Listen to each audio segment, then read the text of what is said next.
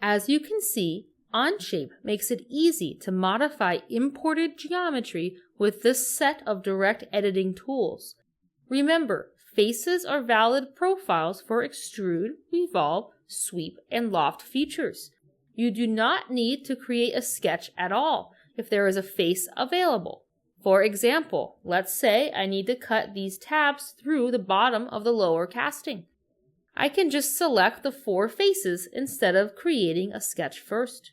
You can also create new features on successfully imported geometry. Sketches can be started on any planar face, including planar faces of imported parts. Holes and other features can be created to modify imported parts as well. Let's add some through holes centered in these tabs. If the lower casting needs to be a 1/2 inch taller, no need to create a sketch. I can simply select that face as the profile in the extrude feature and skip the typical sketch and convert entity step I might be used to doing in an old CAD system. Of course, you can use faces as valid profiles for extrude, revolve, sweep, and loft when working with natively modeled geometry as well.